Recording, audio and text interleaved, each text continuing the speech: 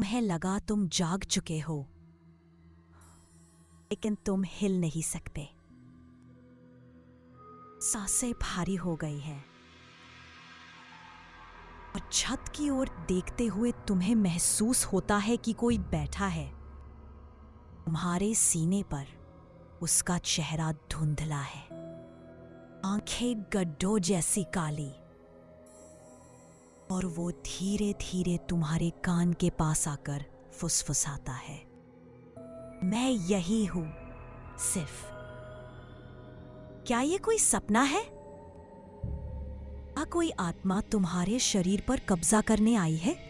इस डरावनी स्थिति को कहते हैं स्लीप पैरालिसिस। एक ऐसा अनुभव है जिसमें व्यक्ति पूरी तरह जागा होता है लेकिन शरीर हिल नहीं सकता।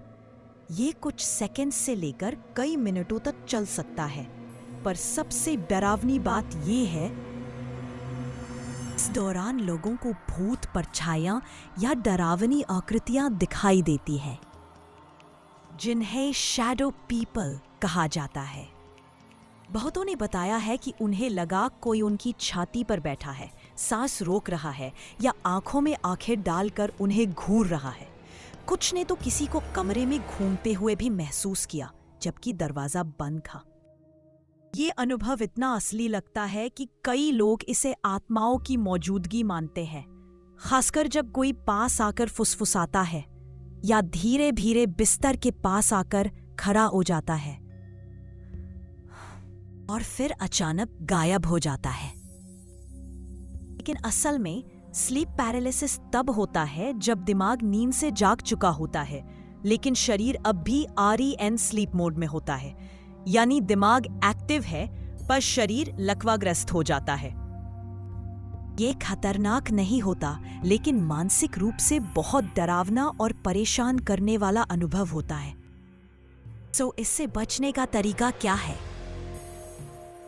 सोने का पैटर्न नियमित रखो, रात को स्ट्रेस से बचो, पीठ के बल सोने से बचो क्योंकि कई मामलों में इसी स्थिति में स्लीप पैरालिसिस होता है।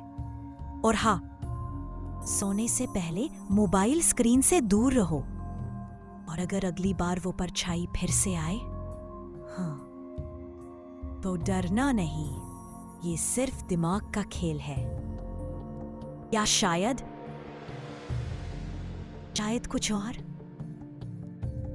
कमेंट में बताओ, क्या तुम्हें कभी स्लीप पैरालिसिस हुआ है? और ऐसी और डरावनी कहानियों के लिए सब्सक्राइब करना मत भूलना।